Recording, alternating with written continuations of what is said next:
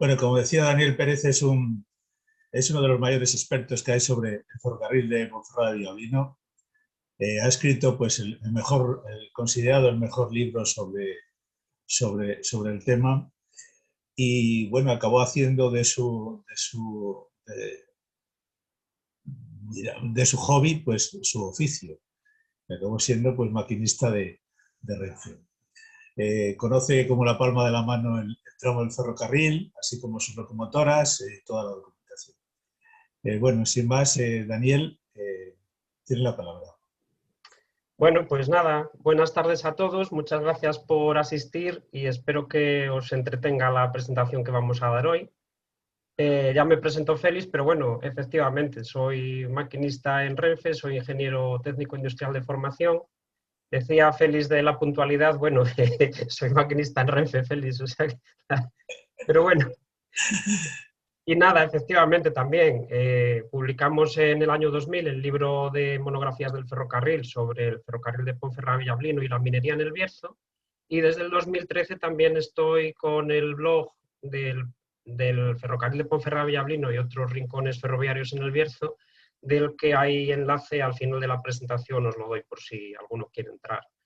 Y nada, sin más, pues si queréis empezamos. Comparto la pantalla de la presentación y vamos a ver de qué tratamos hoy.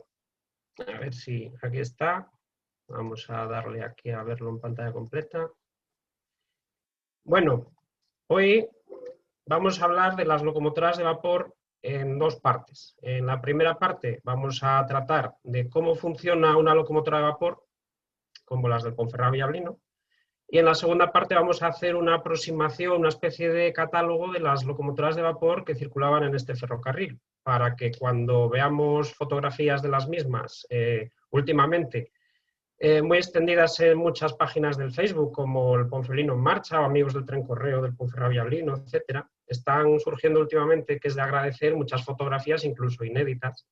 Y claro, aparecen locomotoras que se distinguen del Ponferrada-Villablino porque delante pone PV, pero bueno, a ojos de profano, de alguien que no esté muy iniciado en el tema, pues no le dice mucho más. Es una locomotora a vapor y punto. Y luego de la primera parte que comenzaremos ahora también, vamos a empezar el tema con rigor, pero de una manera muy superficial, porque entiendo que aquí los asistentes que estamos hoy, ninguno ha sido maquinista de locomotoras de vapor, entre los que me incluyo. Yo soy maquinista, pero bueno, de trenes modernos, ¿no? Entonces, este es un tema en el que se podría profundizar muchísimo. Es una técnica, recordemos, que tiene casi 200 años, la de las locomotoras de vapor desde las primeras, aunque, bueno, en la actualidad, a nivel mundial es un uso muy limitado, ¿no? Evidentemente se ha trasladado a un uso del motor de combustión por diésel o el uso de los trenes eléctricos. Pero bueno, la locomotora en sí, desde sus inicios y con sus avances, es una tecnología muy antigua y sin embargo es muy sencilla. Entonces, lo que vamos a hacer es ir de menos a más, vamos a empezar a conocer su funcionamiento muy básico, vamos a conocer las partes, digamos, más importantes de las locomotoras de vapor. Y luego, si acaso podemos profundizar un poquitín más en alguno de los detalles que tienen las locomotoras, o incluso luego en la zona de las preguntas podéis preguntar ya hasta el fondo. Otra cosa es que sepa contestar alguna de las cuestiones, ¿no? Pero bueno, vamos a intentarlo. Vamos allá. También tengo que decir que, bueno, es muy incómodo dar presentaciones a través del ordenador, las cosas como son. Yo prefiero que el público esté delante y esto realmente lo que estoy haciendo es hablar a una pantalla, que es como si estuviera hablando a un espejo a mí mismo. Pero bueno, os siento ahí y aunque tengáis el micrófono apagado, está Félix atento y si, aunque no sea el turno de palabra, o sea, de las dudas de al final, si alguien quiere hacer alguna observación en algún momento, pues le da la herramienta esta de levantar la mano y ya Félix pues le da paso y bueno, pues intentamos contestarla sin hacer así mucha pausa, ¿no? en el desarrollo de la charla. Vamos a empezar con lo que es una locomotora a vapor en general. Una locomotora a vapor es como una olla express de nuestra casa. Vemos aquí en la gráfica la eolípica de Herón de Alejandría. Esto era en la antigüedad, digamos, un divertimento. Se le ocurrió a este hombre calentar agua en el cilindro que vemos abajo con madera, ¿no? Un fuego, sin más, y a través de unos conductos en la esfera de arriba, con dos salidas contrapuestas, vemos que el vapor que se producía se traducía en un movimiento giratorio de la esfera superior. Bueno, esto pues no pasaba de un simple divertimento, pero que realmente con los años fue la base del funcionamiento de una locomotora de vapor. Una locomotora de vapor funciona básicamente con agua y combustible, se acabó, no tiene nada más. ¿Qué pasa? Que alrededor de ella, para conseguir más eficiencia, tiene otros muchos elementos y bueno, cada uno de ellos tiene sus partes y su complejidad. El tema es que a partir de esto tan sencillo, agua y combustible, somos capaces de, con un ingenio, transportar grandes cargas a grandes distancias, que es el principio básico del ferrocarril. El agua, por un lado, aquí vemos una locomotora a vapor en Matarrosa, cargando agua en el tender, tan sencillo como el agua. Y el carbón, o sea, el combustible, ¿no? Vemos aquí el ejemplo del carbón, unas locomotoras en el ramal de Cabo Ayes, del Ponferrada Villablino, que vemos que detrás, en la zona del acopio, que llamaremos luego la carbonera o tender, o como según la locomotora, tenemos unas briquetas de carbón. No solo se usaba carbón, conocemos por las películas del oeste americano que las locomotoras de allí, que salían en un montón de películas, utilizaban la madera. Evidentemente, el combustible más cercano, más accesible en cada momento. La madera, el carbón, las locomotoras más modernas utilizaban el fuel oil, o incluso tenemos evidencias muy puntuales como una resistencia eléctrica. Se trataba de calentar el agua de la caldera. Y la caldera, el agua se puede calentar de múltiples formas. Necesitamos un combustible, simplemente. Bueno, además del aceite, del agua y del combustible, una locomotora de vapor tiene más suministros, pero bueno, ya son, digamos, accesorios. Tenemos el aceite, por ejemplo, vemos aquí también en Matarrosa al maquinista o al fogonero engrasando las partes móviles de la locomotora, las que tienen fricción, se lubricaban con aceite. Tenemos arena, que tenía dos usos. Uno de los usos es aumentar la adherencia entre la locomotora y la vía, porque recordemos que el ferrocarril se mueve con un bajo nivel de coeficiente de rozamiento, ¿no? Entonces, eso es lo que permite que un tren con poca potencia relativa traslade muchísima carga, ¿no? Vemos que un camión, por ejemplo, pues tiene un limitaje muy limitado, pues un tonelaje pequeño, y sin embargo los trenes de mercancías pueden llegar a las 1000, incluso en Estados Unidos o en zonas donde ya son un poco más salvajes, llegan a muchas más toneladas transportadas con una o dos locomotoras simplemente. La arena lo que hace es, ante el patinaje que se da ante este bajo nivel de rozamiento, pues aumenta temporalmente o particularmente esta adherencia. El ferrocarril no puede tener grandes pendientes, porque ese nivel, ese bajo rozamiento, lo que provoca es precisamente un favorecimiento al patinaje o al deslizamiento.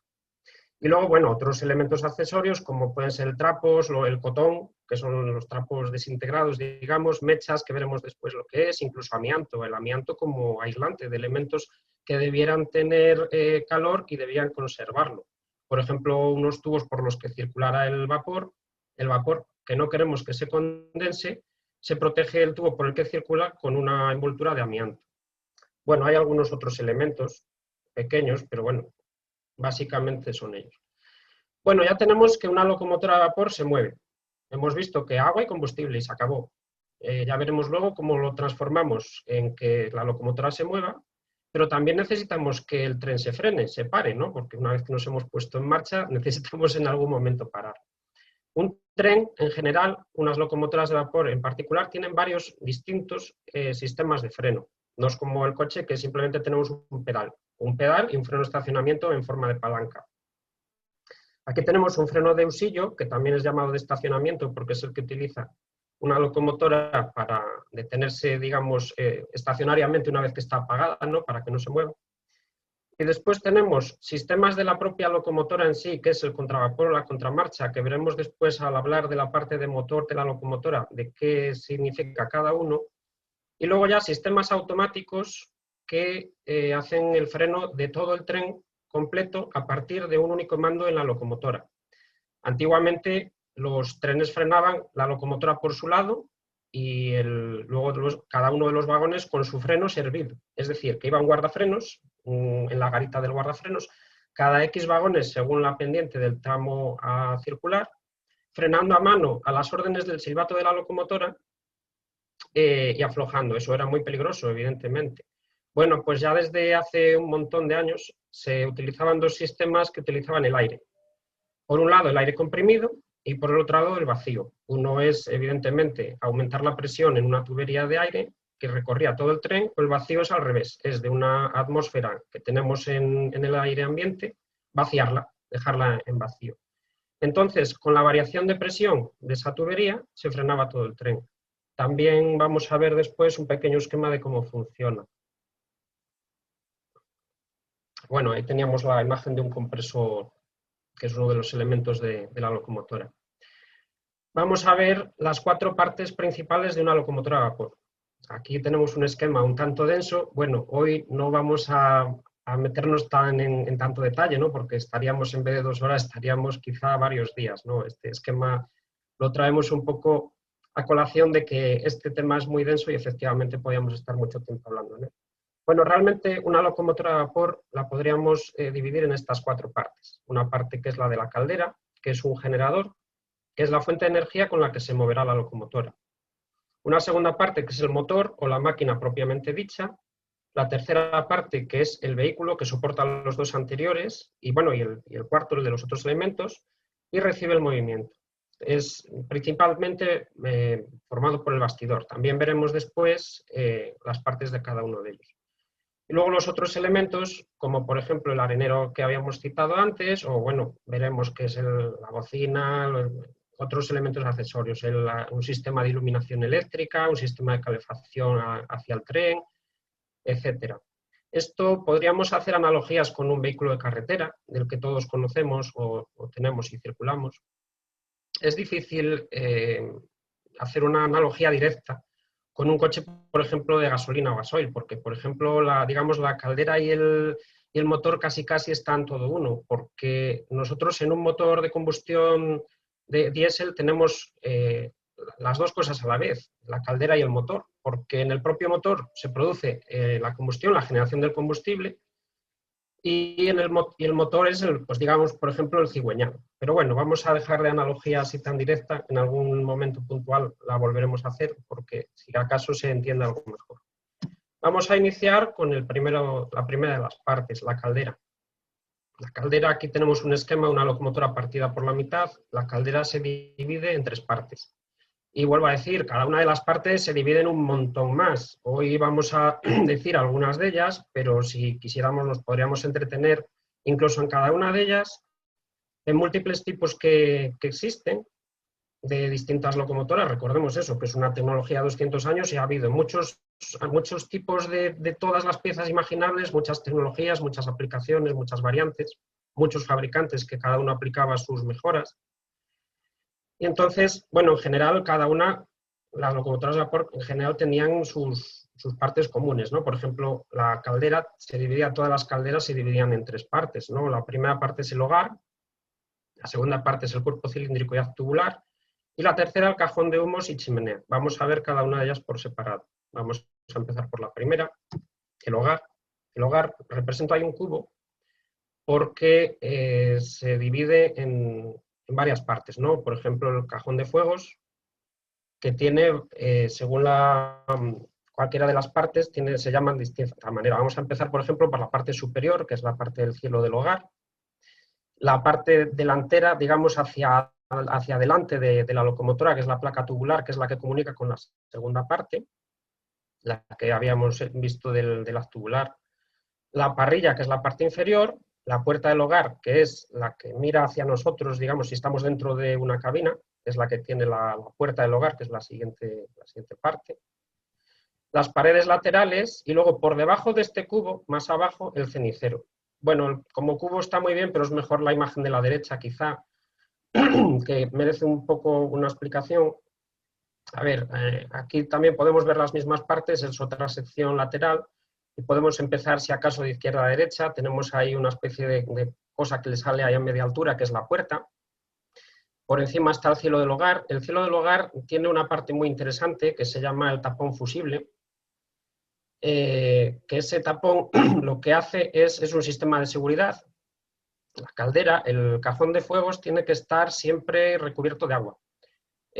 Un cajón de fuegos que no esté recubierto de agua, que tenga una parte al aire, lo que hace a presencia de fuego es inflamar muy rápido por la diferencia de tensiones, de presión de dentro-fuera, etc. El metal se ablandaría mucho y podría provocar una explosión de la caldera. Entonces lo que hace el tapón fusible es que tiene en su interior un metal, un plomo, que funde a menos temperatura que todo el resto de la zona de alrededor del cielo del hogar, que sería acero o también puede ser de cobre. Y entonces cuando el agua deja de estar cubriendo la parte del cielo del hogar, lo que hace es fundir ese plomo. Y ese plomo crea un agujero por el que se baja el poco agua que queda y funde, o sea, apaga, actúa como un extintor al fuego que quede abajo si no lo ha retirado el fogonero antes, si no se ha dado cuenta de que el nivel de agua en la caldera es inferior al que debería ser por motivos de seguridad. Al cuento de esto, bueno, tiene otras 3 partes que veremos en la diapositiva siguiente, que son para controlar el agua, la parte de esta parte de la caldera, que son el tubo de nivel y los grifos de aforo. Los veremos un poco después. Bueno, por delante, lo que pasa es que a mí me lo tapáis todos vosotros, espera que muevo un poco aquí. Por delante está la placa tubular que habíamos visto, que se intuyen ya el inicio de los tubos por los que va a circular los humos de la combustión, del carbón o del combustible que tengamos en el hogar, para calentar el agua en una caldera fumitubular. Después veremos qué es esto. Y por debajo tenemos la parrilla. En la parrilla está agujereada. De eso, bueno, tiene su nombre, pues como cualquier parrilla en la que podamos hacer nosotros una barbacoa, ¿no? Está agujereada para permitir el tiro. Desde abajo hacia arriba, hacia los tubos de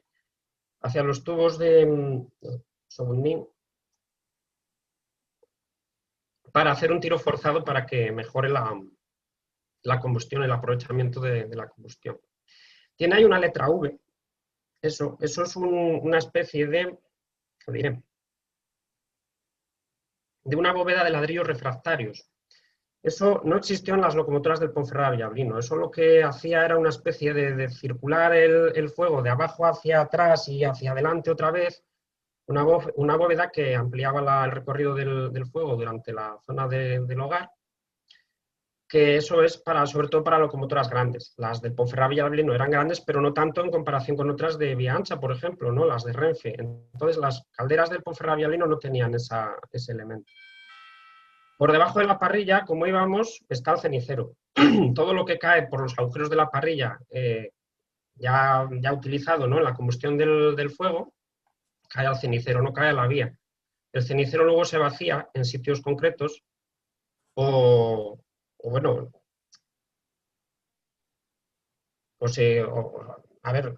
permite el paso del aire, pero bueno, recoge todo lo que se quema. Y bueno, arriba de todo está una especie pequeñita pues esto podría ser el silbato, pero también podría ser una válvula de seguridad. Válvula de seguridad veremos que también ante una presión excesiva de la caldera, la tendremos mejor en el domo, que veremos también después, que es el lugar más alto y más seco de toda la caldera, para evitar presiones excesivas mediante su evacuación, a veces en términos un poco exagerados, ¿no? Es soplar toda la presión que sobra de la caldera en un momento. Baja la presión de la caldera, del vapor que tenemos utilizado en instantes. Tenemos aquí abajo un esquema, no sé si me veis el ratón, supongo que sí, porque esto si se mueve, se ve. Tenemos un virotillo. El virotillo está atando el cajón de fuegos alrededor al hogar.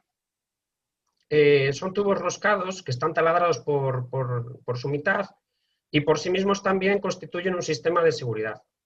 Entre el exterior y el interior del cajón de fuegos circula el agua. Hemos dicho que tenía que estar rodeado de agua para permitir, bueno, pues, para que no se caliente en exceso y no se produzcan deformaciones en el metal. Estos virotillos lo que hacen es mantener esa separación y a la vez también actúan como sistema de seguridad, estando taladrados, porque si alguno de ellos rompe por su mitad, el agua de entre las dos partes de la caldera se vería cebar por dentro del cajón de fuegos. Se vería el fogonero al abrir la puerta, vería que habría agua donde no tendría que haberla.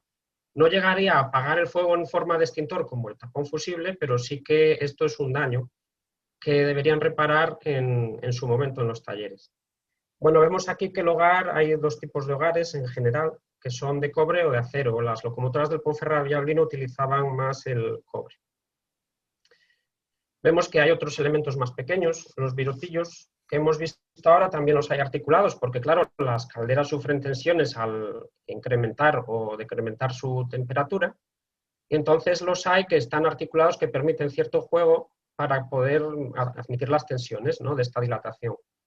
Hay un basculador de cenizas, que es el que había hablado antes de la parrilla, que permite vaciar la parrilla de una manera más fácil que, digamos, recogiendo las cenizas desde la puerta, por ejemplo, o de las que caigan por su tamaño por las rejillas del propio cenicero.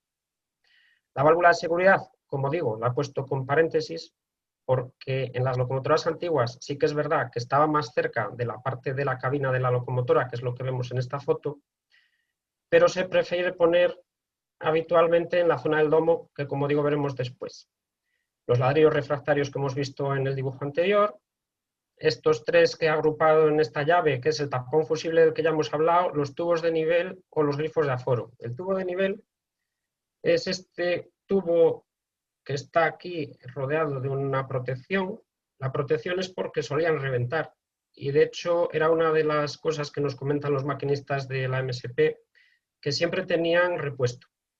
Tiene dos llaves, una por encima, otra por debajo, y lo que marca es la cantidad de agua directamente que hay dentro de la caldera.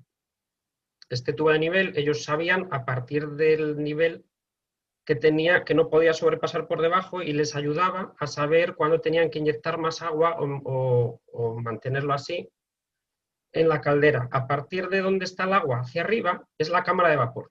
Todo lo que hay desde donde marca el agua el nivel hasta el cielo del hogar, que es la parte más superior, la caldera, eso todo es la cámara de vapor. Desde aquí, desde este principio hasta el final de la caldera por el otro lado, ese es el volumen en el que está el vapor disponible para ser usado luego en la parte del motor. Evidentemente, el vapor se usa, no se recupera el vapor usado, se escapa por los cilindros o por la chimenea, y entonces lo que hay que hacer es alimentar la caldera según se vaya consumiendo el vapor en el movimiento de la máquina. Para ello tendremos después, veremos los sistemas de alimentación de agua.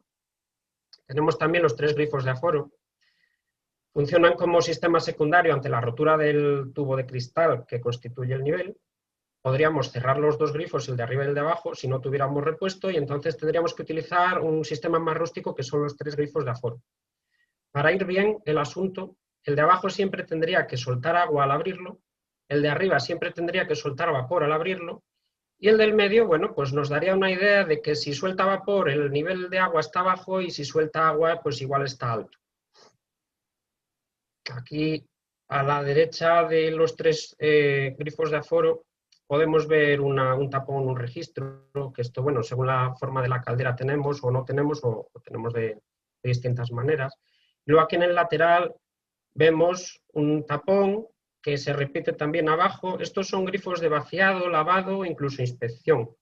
Esto las calderas tienen más, menos en un lugar o en el otro. Esto no tiene mucho más recorrido.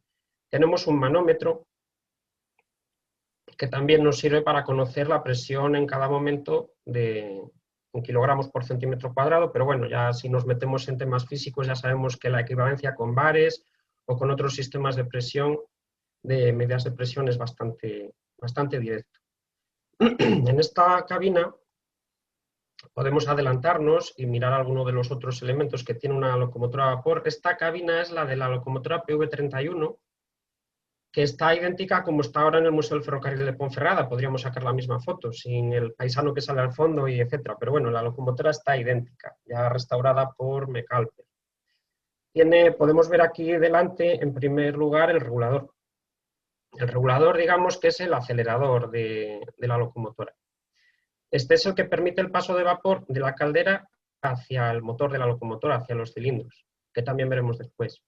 Luego a la derecha, que es el puesto del maquinista, tenemos, digamos, el cambio de marchas, que es esta rueda que se gira y lo que hace es, luego veremos también en el bielaje, permitir que haya más admisión de vapor o menos, y también una locomotora a vapor es bidireccional, puede ir tanto para adelante como para atrás sin limitación ninguna. También permite esta misma palanca cualquiera de los dos sentidos de marcha. A la derecha tenemos el mando del freno de aire. El Ponferrada-Villablino fue muy pionero en este sentido porque cuando en Renfe todavía se utilizaba el vacío, que tiene muchas limitaciones en cuanto al freno, porque es de muy difícil aplicación, es lento en el apriete, lento en el afloje, y realmente nosotros podemos vaciar una atmósfera y quedarnos a cero, pero sin embargo en el aire comprimido, con la limitación de los materiales, podemos comprimir mucho más aire. De hecho, en Renfe, por ejemplo, la tubería de freno suele funcionar a 5 kilos por centímetro cuadrado y una tubería que se utiliza para servicios de otro tipo va a 10. Tenemos luego también, tanto a la izquierda como a la derecha, sendos inyectores, que son los aparatos de maniobra con los que se mete agua a la caldera procedentes del tender, que también los veremos luego un poco más en esquema. Y arriba de todo, por acabar en esta zona, arriba de todo tenemos llaves para múltiples salidas de vapor, para todos los usos de vapor que tiene una locomotora, además del propio movimiento en sí. Por ejemplo, el propio inyector funciona con vapor, entonces una de las llaves que tiene es el acceso de vapor al inyector.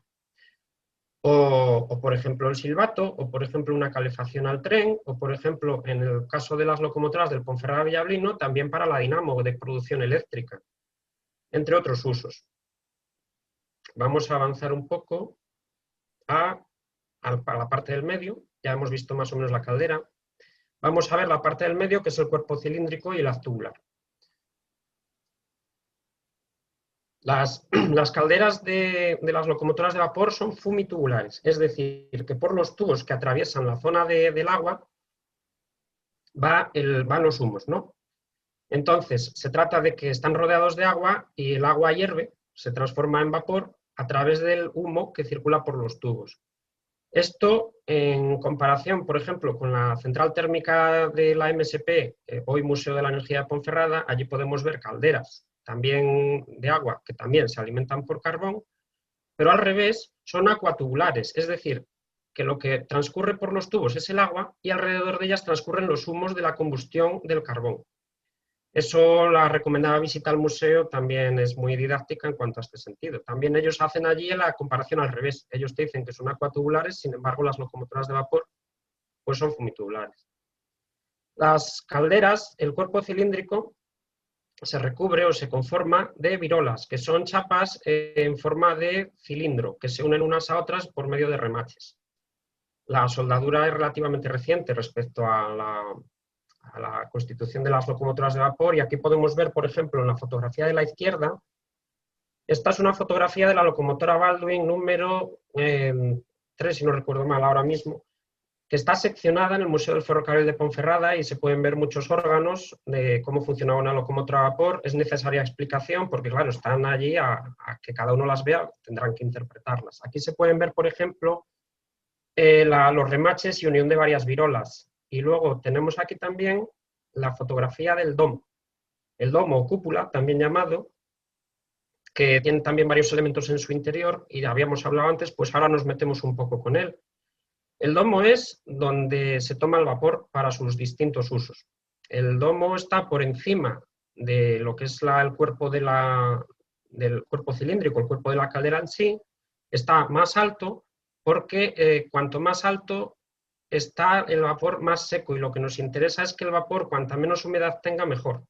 Luego veremos también uno de los sistemas que hay para el vapor que vamos a usar en los sitios tenga menos humedad, que es lo que nos interesa. Entonces, aquí en el domo, como vemos, hay dos tubos rojos que van hacia la derecha, que van hacia los usos del vapor que hemos visto antes en la cabina. En algunas locomotoras, el propio uso del vapor de la cabina sale de encima del cajón de fuegos, pero bueno, las locomotoras más grandes prefieren tomarlo de la zona de la cúpula o domo y trasladarlo por dentro de la caldera para que no pierda calor hacia la zona del maquinista. Lo que tiene en sí la toma de vapor, que vemos luego es la pelota, digamos, de detrás, luego va por el tubo rojo de la izquierda, que ese es el tubo seco. Lo llaman tubo seco porque cuando no se usa el vapor de la caldera, por ejemplo, una marcha regulador cerrado o para cuando se está encendiendo la locomotora, por ese vapor no circula nada, está seco, está vacío y sin embargo está rodeado de vapor. Ese tubo, en caso de una avería de la locomotora, puede implosionar porque estando vacío la presión es mayor alrededor de ella, es la presión del vapor, por ejemplo, si tenemos 10, 12, 14 kilos por centímetro cuadrado y el tubo seco está vacío, está a presión ambiente. Si hay alguna fuga, avería o demás, lo que hace el tubo seco es implosionar y queda hecho, pues nada, un churro, digamos. Y luego también en la zona del cuerpo cilíndrico, más adelante del domo, porque aquí lo que nos interesa es cuanto más adelante mejor. A ver si se viera el ratón. Hacia la zona del cajón de fuegos, la temperatura que alcanza la parte del agua, de la caldera y demás, todos los materiales, es donde se tiene lugar la introducción del nuevo agua que vamos a utilizar para calentar, para producir vapor. Se introduce cuanto más adelante mejor, porque es donde menos pérdida de calor o de temperatura tendríamos si la introdujéramos más adelante. Nosotros lo que vamos a introducir en la caldera es un agua fría, o todo lo más precalentada con algún sistema, pero nunca a la temperatura a la que está el agua de dentro y mucho menos a la del vapor que vamos a utilizar. Entonces, para perder lo menos posible, vamos al lugar más frío del cuerpo cilíndrico, que es cuanto más adelante mejor. A ver si luego, no sé si habría alguna foto en la que se viera esta zona. Tiene una pieza en concreto que se llama cuerpo de introducción. Y luego, nada, tengo aquí apuntado la placa delantal, que es la parte que comunica, digamos, ¿no? la zona de los tubos con la parte anterior. Y luego que los tubos van mandrinados. También hay locomotoras en las que van soldados, pero el mandrinado es una técnica que yo creo que ahora mismo no se debe usar en muchos sitios, que es simplemente por darle forma y hacerle una especie de darle vuelta hacia atrás al tubo. Van apretados, pero no van soldados. Por supuesto que los avances técnicos en soldaduras, en conocimiento de resistencia a materiales y demás, lo que facilita es que hoy en día, dándole la flecha adecuada a los tubos o la tensión o cualquier otra medida física, magnitud física, ahora mismo se podrían soldar los tubos en ambos extremos. Vamos a ver la diferencia entre el vapor saturado y el vapor recalentado. Como habíamos hablado, el vapor, al calentarse el agua, lo que produce el vapor, el que vemos nosotros, por ejemplo, en la olla a presión que podamos utilizar en la cocina de nuestra casa, por la válvula de seguridad de la olla a presión nos sale un vapor que podemos ver nosotros en forma de nube. Vemos que es blanco, ¿no? Una nube blanca. Eso es un vapor saturado. Bueno, podemos aprovechar ese vapor y mejorarlo para un uso más eficiente en nuestra locomotora. Podemos secarle esa humedad. ¿Cómo lo hacemos? Pues mira, del domo de vapor cogemos, como hemos visto en la fotografía de antes, cogemos ese vapor saturado y lo hacemos pasar otra vez sin más aporte de agua, es decir, con la humedad que ya tiene, pero sin presencia del agua que teníamos en el resto de la caldera, lo hacemos pasar otra vez por los tubos de humus, ¿no? Para ello, los superiores son de mayor diámetro para permitir que por dentro haya aquí, como vemos en el gráfico de la derecha, unos tubos verdes que se meten dentro de los otros y lo que hacen es hacer 2 o 4 vueltas y se seca. Lo que hace el vapor saturado se continúa calentando y entonces dice, al aumentar temperatura corresponde a aumento de volumen, pero sin alterar la presión. La presión sigue siendo constante, pero tenemos un vapor que es más eficiente de usar. Lo que produce es que luego utilizamos el vapor sobrecalentado, como aparece ahí abajo a la derecha, que primero se satura y luego se condensa. Lo que no queremos nunca en una locomotora a vapor ni en ningún aparato que utilice vapor es que el agua se condense, porque hay elementos como los pistones que necesitan hacer compresión. El agua no se comprime, el vapor sí. Entonces, en un sitio que tenemos agua que no se pudiera comprimir, podría dar lugar a averías. Luego veremos en los cilindros qué ocurre en ese caso. Bueno, aquí tenemos una fotografía de una locomotora Baldwin del Ponferrada Villablino. En ella podemos ver el cajón de fuegos y vemos abajo la parrilla que habíamos hablado, formada por partes que se pueden desmontar, que se pueden incluso bascular, por las que se sube el aire, que utilizamos para mejorar la combustión, y también bajan las cenizas. Vemos en los laterales los puntos que constituyen los virotillos, y vemos en el fondo, en la parte intermedia, los tubos de calefacción pequeños, de diámetro normal, y encima los de mayor diámetro, que son por los que desde adelante, como vemos en el dibujo de la derecha, se introducen dos vueltas, ida y vuelta, los tubos recalentadores. Vamos a avanzar un poquitín y vamos a la tercera parte de la caldera, el cajón de humos. En el cajón de humos hay dos elementos interesantes. Por un lado vemos, en primer lugar, la zona que hace escape. Las locomotoras de vapor cuentan con un tiro forzado muy eficiente y además proporcional a su uso, que es el vapor que hemos usado en los cilindros y que ya no nos sirve para nada, lo volvemos a llevar, en vez de a la atmósfera de forma libre, lo que hacemos es encaminarlo otra vez por dentro hacia la chimenea. Entonces, el disparo o el uso del vapor de los cilindros por esta pieza medio cónica hacia el centro de la chimenea, lo que produce es un tiro forzado que atrae el humo desde la zona de combustión por los tubos hacia la chimenea. Ese tiro forzado, además, se puede forzar todavía más, o en el momento en el que la locomotora está arrancándose y no se mueve, o incluso en parado, con otro dispositivo que usa vapor, que es el ventilador. También se abre a voluntad del maquinista y aumenta también el tiro forzado para aumentar presión a mayor velocidad, o bueno, al deseo del maquinista, como decimos.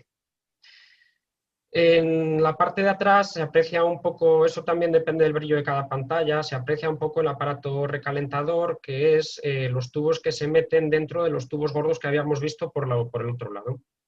Esta fotografía, bueno, es de una de las locomotoras que se encuentran en la placa, en Ponferrada, en muy mal estado, pero bueno, afortunadamente conserva estos tres elementos que son los que eran interesantes de mostrar en esta diapositiva. Vemos en el dibujo de la izquierda una vista en sección de cómo acaban los tubos y cómo hay flechas que simulan la zona, o sea, el recorrido del humo hacia la chimenea para escapar a la atmósfera. Bueno, vamos a empezar la primera parte, que es la caldera. Vamos a la segunda, que es el motor. Aquí vamos a utilizar el vapor que hemos creado en la caldera. Tenemos el cilindro como pieza más importante. El cilindro también está compuesto de un montón de dispositivos, partes, etc. Y dentro de cada dispositivo tenemos también un montón de variantes. Por ejemplo, en las locomotoras del Ponferrada Villablino siempre tenemos dos cilindros exteriores. Cilindros podemos tener desde 2, 3 o incluso 4. Porque podemos tener los dos cilindros exteriores, como en este caso, podemos tener los dos cilindros interiores. Interiores se refiere a por dentro de los largueros del bastidor, o sea, por decirlo de una manera, entre las ruedas. Podemos tener 3, que son 2 exteriores y 1 en el medio, o 4, 2 exteriores y 2 interiores. Bueno, en fin, que hay distintas disposiciones de cilindros. También tenemos abajo de todo simple expansión. Esto es que el vapor que se usa en cada cilindro se usa abajo del todo en el pistón, va y viene y ya no se usa más. Entonces se utiliza para el tiro de la chimenea que habíamos visto. Hay otros sistemas de doble expansión, incluso hay algunos sistemas más complejos, pero bueno, también los llamados compound, etcétera, que tienen, por ejemplo, por citar uno de los sistemas, un cilindro de baja presión y otro cilindro de alta presión. Ahí lo que se usa es, en un cilindro de menor diámetro, se utiliza el vapor en primer lugar, el de alta presión, y después, una vez usado en ese cilindro, en vez de tirarlo a la atmósfera por la chimenea, se usa en el otro cilindro, en el de baja presión, que es de mayor diámetro. Para que hagan, la diferencia de diámetros se trata para que hagan el mismo trabajo, el de un lado y en el del otro. Y luego también tenemos otra variación, que es la distribución cilíndrica. Ahí arriba vemos otros dos sectores, digamos, o segmentos o pistones, que eso lo que hace es distribuir el vapor a uno u otro lado del pistón inferior, que es el que produce, digamos, la tracción, el movimiento motriz, la fuerza motriz por el que se mueve la locomotora. La locomotora funciona básicamente por un movimiento de vaivén en el cilindro inferior que se transforma mediante el bielaje que veremos después en un movimiento lineal a lo largo de la vía de la locomotora. Entonces, es necesario actuar sobre este sistema que vemos también aquí seccionado en la locomotora de Ponferrada para que el vapor entre a nuestra voluntad en la cara delantera o en la cara trasera del pistón en mayor o menor cantidad, más rápido o más despacio, que eso lo gobierna el maquinista con la palanca que habíamos visto, que también genera el movimiento de adelante a atrás. Bueno, aquí en el cilindro tenemos más partes. Tenemos las purgas en la parte inferior que no se ven, que son dos tubitos en la parte inferior, pero inferior del todo, del cilindro, que son las que evacúan de forma automática o de forma manual a orden del maquinista mediante una palanca, evacúan el agua que se puede condensar en el cilindro. Esto es especialmente importante con la locomotora parada, después de haber hecho un uso de ella, o sea, después de haber circulado, una locomotora que se para todavía tiene vapor presente en su zona del cilindro, y ese vapor que no se usa, como vemos, es una parte metálica sin ninguna protección calorífuga de ningún tipo, lo que hace es condensarse. Entonces, antes de iniciar una nueva marcha, ese agua condensada es necesario evacuarla. Por eso vemos en los vídeos de locomotoras de vapor, incluso en las películas, que cuando una locomotora de vapor arranca, echa grandes cantidades de vapor por la parte baja de la locomotora, además de por la propia chimenea. Se trata de las purgas. Las purgas también funcionan, evidentemente, con el propio vapor que entra al pistón, empuja el agua para abajo. Si no elimináramos este agua por las purgas, romperíamos el pistón, porque el agua, como hemos dicho, no se puede comprimir, y lo que haría el pistón es apretar el agua contra la tapa del cilindro, que precisamente está atornillada y es la parte más débil, y en caso de rotura rompería por ahí, rompería la tapa del cilindro, que evita males mucho mayores, que serían tener que fundir un cilindro totalmente nuevo, completo, con lo complicado que vemos que es con la cantidad de agujeros que tiene.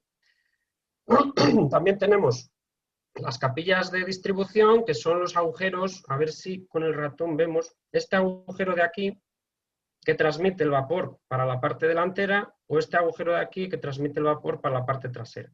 Se llama capillas de distribución. Tenemos la corredera, que es la parte esta que habíamos hablado de que tiene dos pistoncillos. Los segmentos, que son las tiras estas negras que tienen tanto el pistón como la corredera.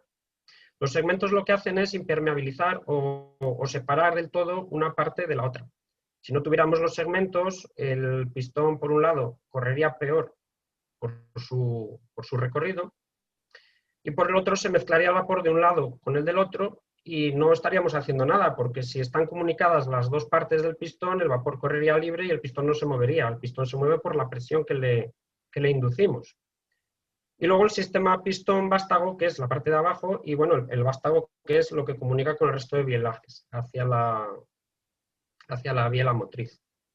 En determinados cilindros muy grandes existe un contravástago protegido por la parte delantera. Esto lo que evita es que en longitudes grandes del propio pistón haya arqueos o haya otras averías. Y luego tenemos aquí, pintado de dorado, no lo he puesto aquí en la lista de aparatos, una válvula atmosférica que para lo que sirve es para la marcha regulador cerrado, que es una situación extraordinaria en la que sin aportar nosotros vapor la máquina se sigue moviendo, sigue circulando. Y esto lo que genera son contrapresiones, porque realmente el cilindro sigue funcionando, pero lo que hace es, en vez de recibir vapor y el vapor empujar el cilindro, lo que hace el cilindro es mover todo el aire que existe por el cilindro y crea efectos perjudiciales en el resto hacia arriba, en el resto de tubos. Esto es lo que hace esta válvula atmosférica, pone en comunicación con la atmósfera todo esto para tenerlo todo a la misma presión y evitar esos daños o esos efectos indeseables. Bueno, por último en esta parte hay que decir que existen múltiples combinaciones, no solo dentro de la cantidad de cilindros, no solo del tipo de distribución, no solo de simple o doble expansión, incluso de lo que habíamos visto de vapor saturado y recalentado. El catálogo de locomotoras de vapor en el mundo tiene todas las combinaciones posibles. O sea, existen locomotoras de vapor saturado y recalentado, con 2, 3, 4 cilindros exteriores, interiores, de baja presión, de alta presión, distribución cilíndrica, distribución plana, etc. La distribución plana, a diferencia de la cilíndrica, vale para presiones de vapor menores, la tenían las Baldwin del Ponferrada-Villablino en un origen, pero se cambió por esta cilíndrica que vemos aquí, que si nos fijamos bien es una especie de adosado a la pieza original, porque las locomotoras Baldwin del Ponferrada-Villablino desde América venían con un vapor saturado, no recalentado. El aparato de recalentamiento se lo montaron aquí en el Ponferrada-Villablino. Al utilizar un vapor más eficiente, más cálido, por decirlo así, se tuvo que cambiar también la distribución plana, que alabeaba sus partes con el uso de ese vapor, por esta distribución cilíndrica. Decían los americanos que para ellos era un consumo normal, pero claro, en América es todo a lo grande y entonces no les importaba gastar 7 veces más carbón que aquí, por decir una cifra exagerada. Pero aquí, claro, aquí primaba la economía y entonces prefirieron gastarse el dinero en hacer esta reforma y hacer una locomotora más eficiente. Bueno, vamos a ver el siguiente punto del uso de este vapor que hemos utilizado en el cilindro. Del cilindro transformamos la potencia del vapor calorífica en un movimiento mecánico. Lo que hacemos con el cilindro, como vemos en esta animación, es producir un movimiento de vaivén adelante-atrás que se transforma en un movimiento circular mediante la biela motriz, que es la más grande de todas, que ataca en este caso a la tercera de las ruedas. El resto de bielaje, todas las bielas tienen su nombre, incluso hay un montón también tipos de bielajes distintos. El resto de bielaje también tiene su nombre. Por ejemplo, tenemos el sector circular, como el primero de ellos, a ver si el ratón se mueve por aquí. Es esta pieza de aquí, que está atada por esta bieleta superior. Voy a moveros aquí. Y esta pequeña manivela. Esta manivela es la que mueve el maquinista a su voluntad para admitir más o menos vapor en el cilindro y, por tanto, actuar como acelerador y correr más o menos, o cambiando el sentido completo del sector hacia abajo, cambiamos el sentido de circulación de marcha adelante a marcha atrás.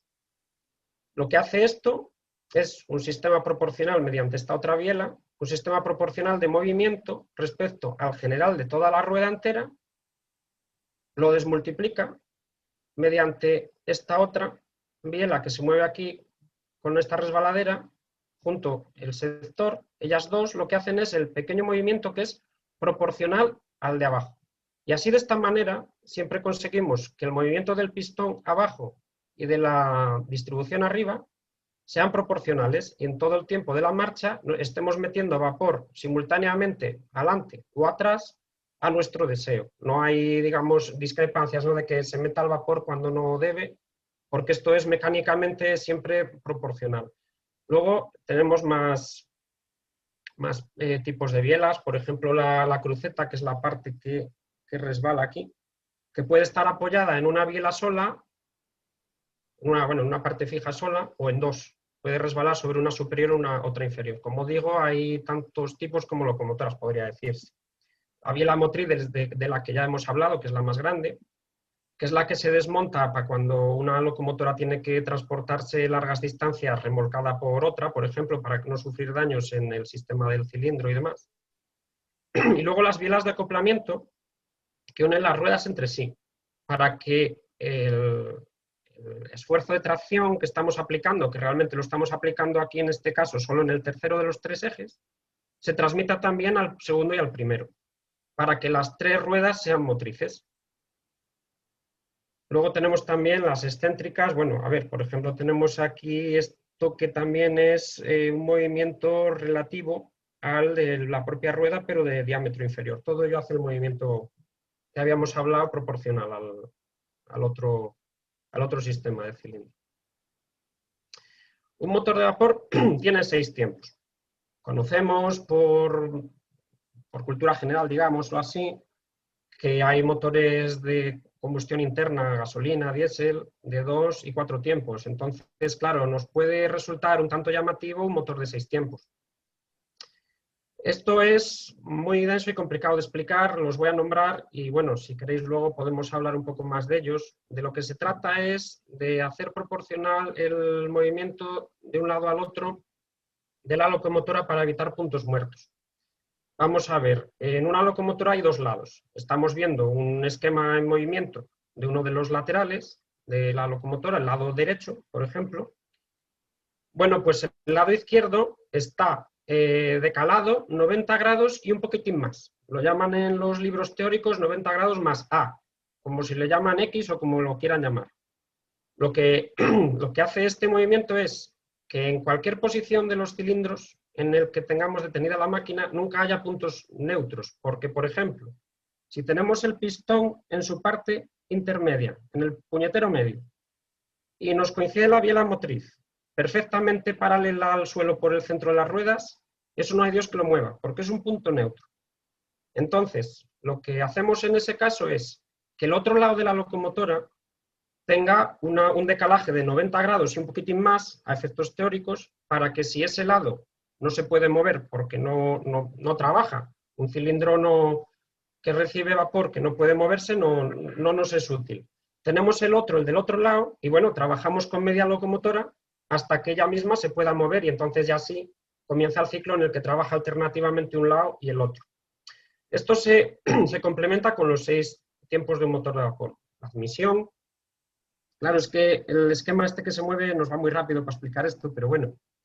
Tiene una fase de admisión que es por en el que entra el vapor de la parte de arriba al pistón, la expansión, que es en el que empieza a moverse el pistón con el vapor recibido, el avance al escape, que es que antes de que el pistón llegue a expandirse por completo, ya se le abre su capilla para que empiece a escapar el vapor, porque al final del recorrido del pistón, en la expansión, el vapor, una vez expandido del todo, cuanto más se expande, menos trabaja. Entonces, no es necesario que llegue a trabajar del todo y se le deja ya escapar. Mira, vapor, ya has trabajado suficiente, vamos a dejar que te escapes, que ya has hecho todo aquí. El siguiente paso completo es el propio escape en sí, en el que el pistón ya vuelve otra vez para atrás, la compresión y el avance a la admisión. Volvemos otra vez al principio. Como digo, esto es un poco más complejo y en los libros teóricos del vapor se tratan el tema de los 6 tiempos de una locomotora por varias páginas y claro, si varias páginas en un libro, nosotros aquí también deberíamos dedicarle también unos cuantos minutos. Bueno, podemos clasificar la zona del bielaje que hemos visto anteriormente por el rodaje de las locomotoras de vapor. Las locomotoras de vapor reciben un nombre genérico según el rodaje o sea, la distribución de las ruedas que tengamos en ellas.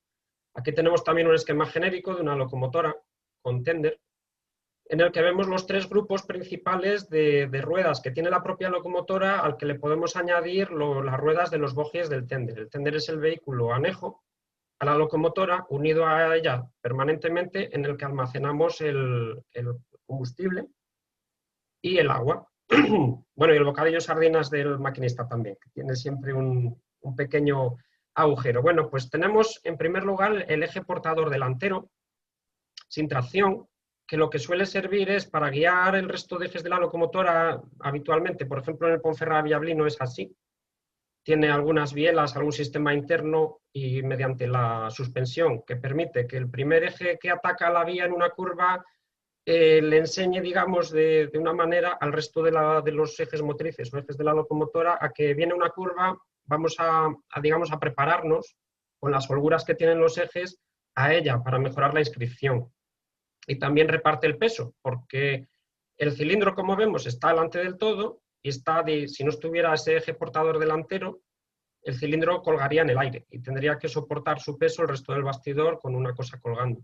Aún así, hay muchas locomotoras, muchos modelos de locomotoras que no tienen ese eje portador. Luego tenemos en el centro los ejes motrices, en este caso del dibujo tenemos 3 ejes motrices, y luego un eje portador trasero que suele funcionar de la misma manera que el eje portador delantero. Las locomotoras preparadas para circular para adelante y para atrás con la misma característica sin limitación ninguna, o las locomotoras tender que ya llevan el propio tender incorporado en ellas mismas, bien sea carboneras o zona de agua en la zona delantera o detrás de la cabina, suelen ser simétricas. Pero bueno, no tiene por qué. Aquí tenemos en la tabla de la izquierda la diferente notación del rodaje según sistema UIC, que es la Unión Internacional de Ferrocarriles, en su abreviatura francesa, y los alemanes, que nombran con letras a los ejes motrices y con números a los ejes que no son motrices, portadores. La notación inglesa, que en vez de por ejes es por ruedas. La notación mediterránea, que es la que utilizamos aquí en España. El nombre americano, todos hemos oído hablar del Mikado de la Asociación de León, que nos ha visitado el Bierzo varias veces. Bueno, pues el nombre de Mikado no es exclusivo de esa locomotora, sino que es en general del rodaje que tiene ella, ¿no? 1-4-1. O sea, ella tendría un eje portador delantero, 4 motrices y uno trasero. Bueno, y tenemos también ahí el esquema gráfico. La tabla está cortada porque son múltiples los sistemas de rodaje que existieron. Y estos son locomotoras simples, porque luego tenemos también otras excentricidades, que son uniones de locomotoras con sistemas articulados, con carretones, con locomotoras por el medio de varios ejes motrices delanteros y traseros comunicados entre sí, sin comunicar. Por ejemplo, si tenéis interés para buscar por Google, pues los sistemas Mallet, los sistemas de Garratt, etcétera. Hay un montón de ellos. Pero bueno, básicamente nos sirve para luego ubicar en el catálogo de locomotoras de vapor del Ponferrada-Villablino para diferenciar las locomotoras que hemos tenido por aquí por su rodaje. Vamos a avanzar con la tercera parte del vehículo, que es la parte principal es el bastidor. Esta fotografía es muy interesante porque enseña el bastidor pelado. Que esto es, cuando se restauraron las locomotoras de vapor del Ponferrada-Villablino en Mecalper de Carracedelo para el Museo del Ferrocarril, se desmontaron del todo. Estaban en mejores condiciones que las que permanecen hoy en día en la placa, pero bueno, había que hacerles una intervención muy importante.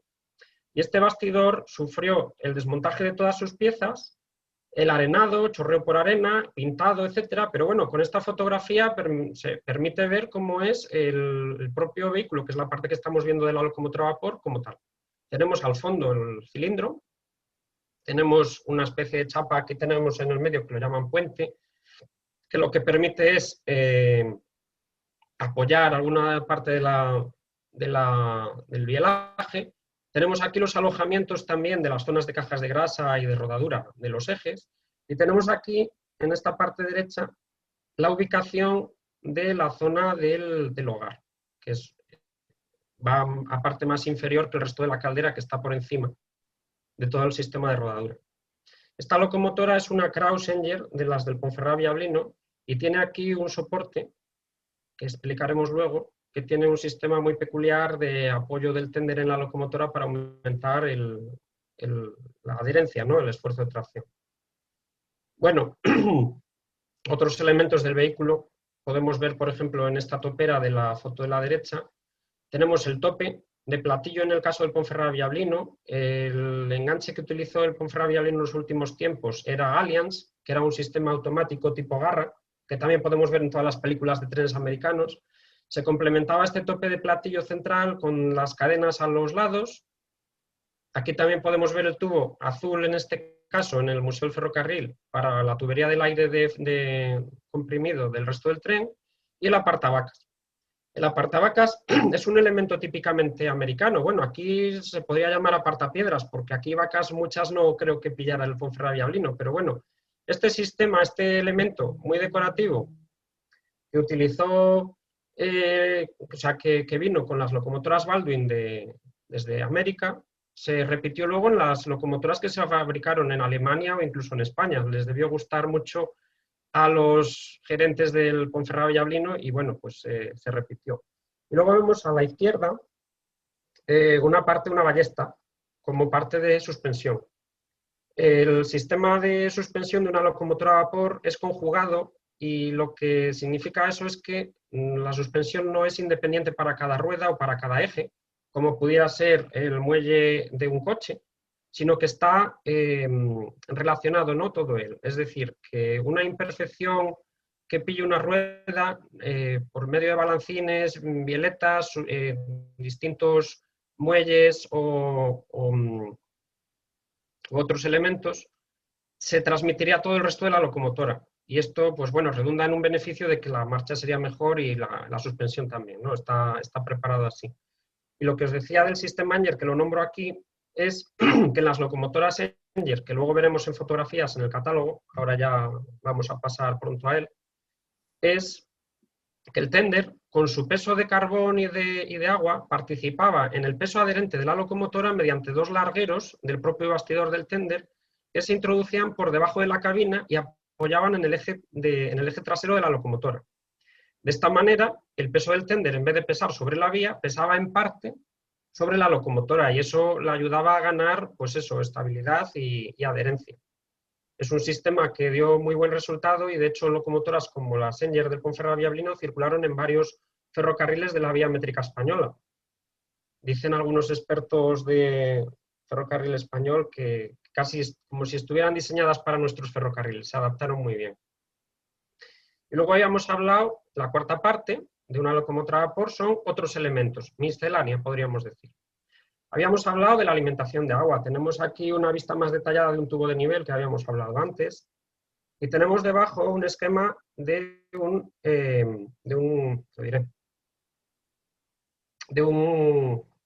pues no me sale ahora.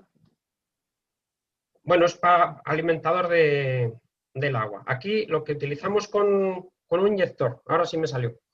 Con el inyector utilizamos el efecto Venturi una o dos veces, según tengamos el sistema ubicado. Lo que hacemos es, por un lado, hacemos un efecto Venturi mediante el vapor chupando agua. Es decir, en un inyector que puede ser de carga o de aspiración, en un inyector de carga tenemos el agua ya, digamos, preparada en la parte de la entrada del inyector y lo que tenemos es que impulsarla hacia la caldera. Bueno, pues hay otros sistemas, otros inyectores que son de aspiración y tenemos que hacer un primer efecto Venturi aspirando ese agua hacia el inyector, de un nivel inferior hacia el nivel del inyector. Luego, un segundo sistema, un segundo efecto Venturi, recordemos que es el efecto de los botes de colonia, ¿no?, de apretar en un lado y ya por presión sale lo de dentro. Pues lo que hacemos también con ayuda del vapor es impulsar ese agua hacia la parte delantera de la caldera que habíamos visto antes. Bueno, las locomotoras del vapor de Ponferrada-Villablino disponían de dos inyectores, uno al lado del maquinista y otro al lado del fogonero. Y bueno, habitualmente en las locomotoras de vapor uno era de mayor dimensión que el otro según la necesidad de agua que hubiera en cada momento. No tendría por qué tampoco.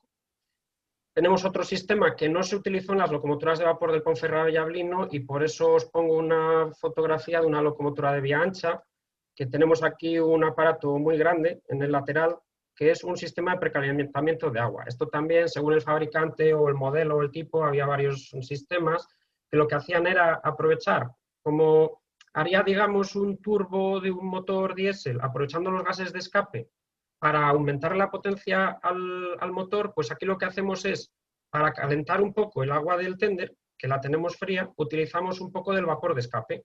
La hacemos circular por el aparato precalentador y así ya antes de introducirla a la caldera ya la metemos más caliente. Un sistema de optimización, porque cuanto más caliente metamos el agua en la caldera, menos cae su temperatura y menos calor es necesario aportar después para recuperar el calor que teníamos previamente.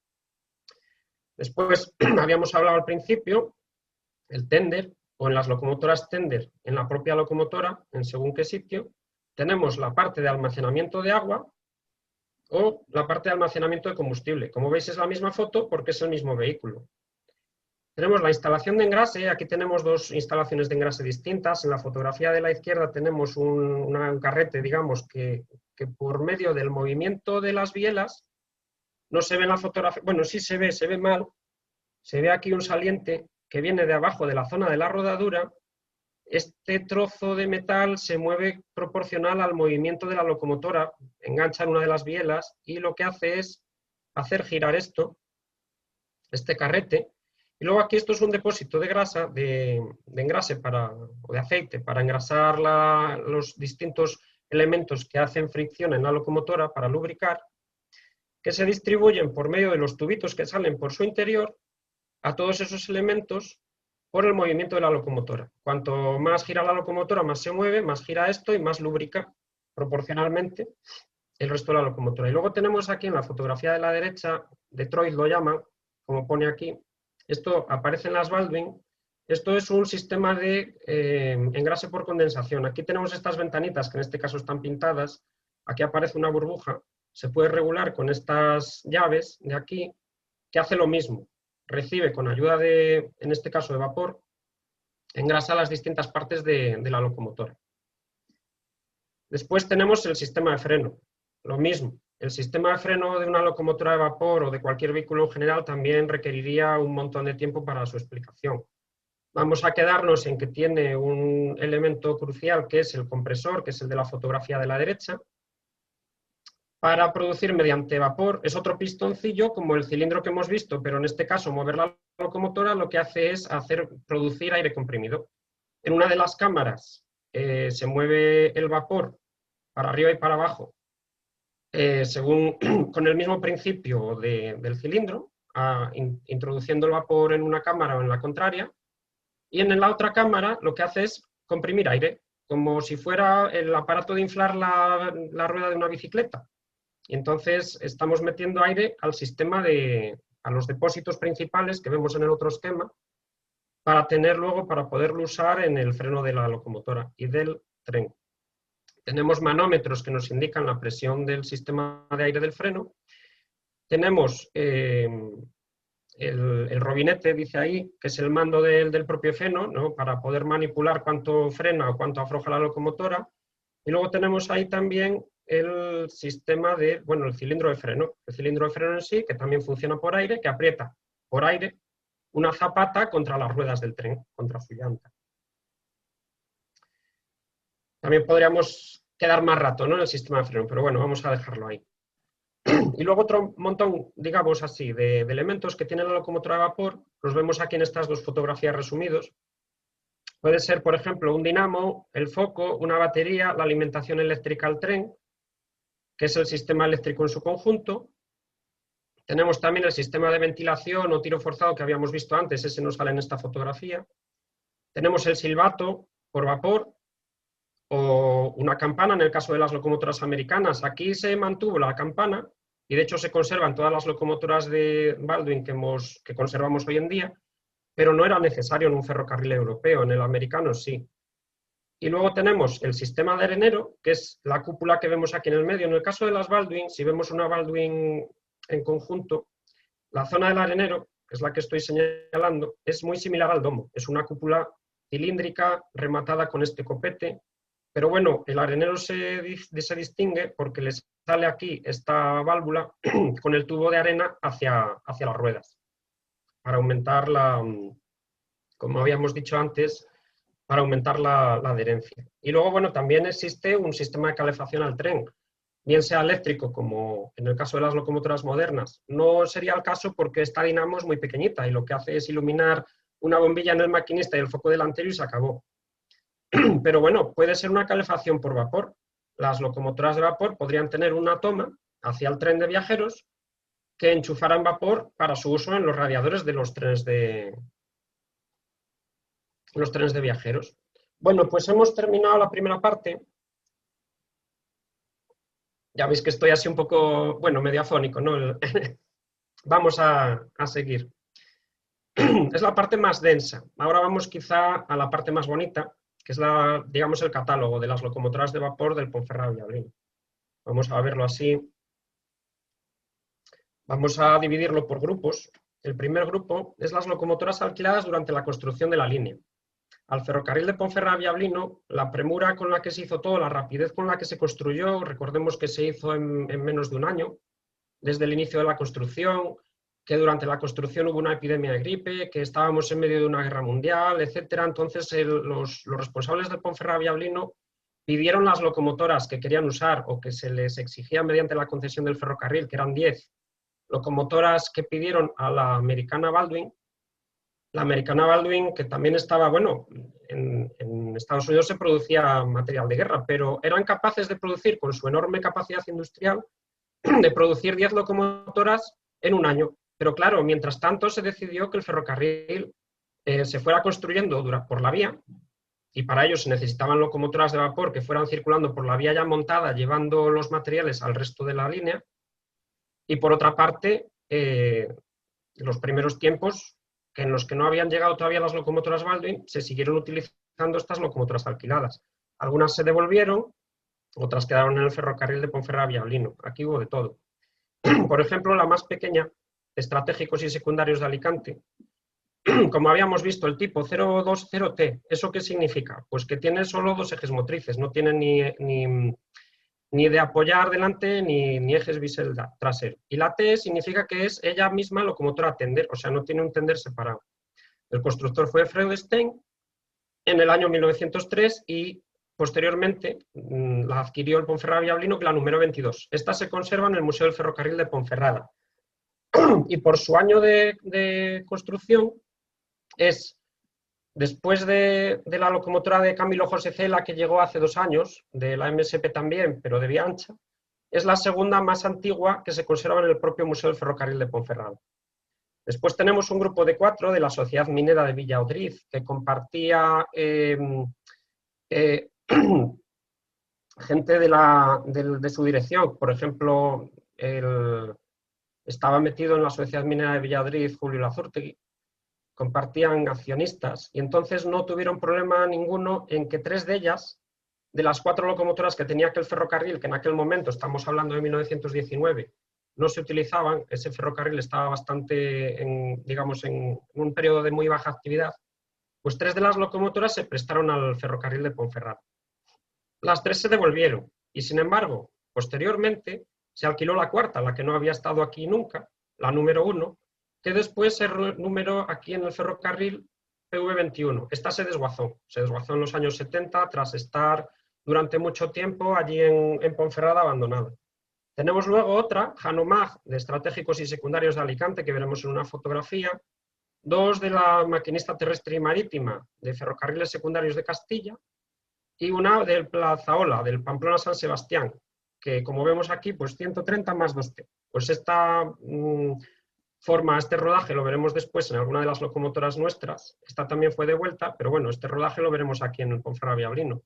Un eje de apoyo delantero, 3 motrices, ninguno trasero y un tender de 2 ejes. Bueno, vemos aquí el caso de la PV21, la de Estratégicos y Secundarios de Alicante, en 4 estados de su historia.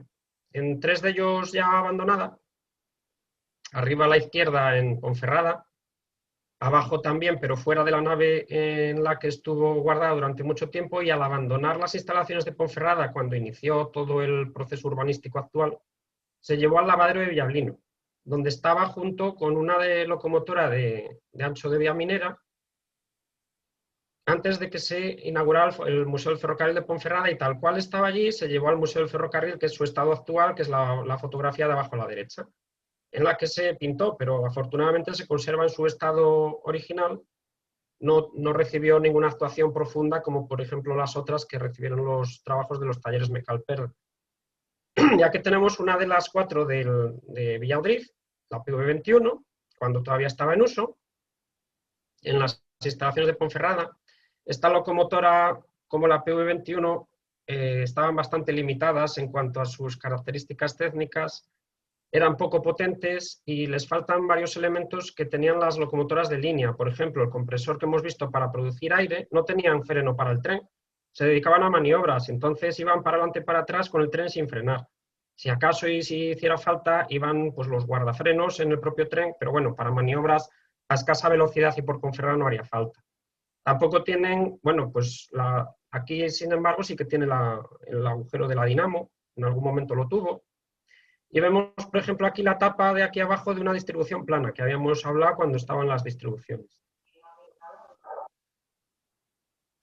La de Estratégicos y Secundarios de Alicante, tenemos una fotografía antigua. La verdad es que las fotografías de la construcción del ferrocarril en las que se vean locomotoras son muy escasas.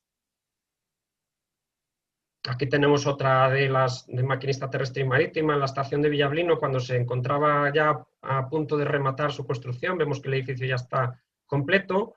Y claro, cuando venía un fotógrafo a hacer fotografía, a hacer el estado de las obras, claro, se apuntaba todo el mundo, paraba un momento a trabajar, y aquí tenemos a todos los trabajadores y seguramente algún ingeniero que esos también se apuntaban a las fotografías rápidamente. Ya llegamos a las Baldwin. Como vemos, el año de fabricación, 1919, y los números de fábrica casi consecutivos.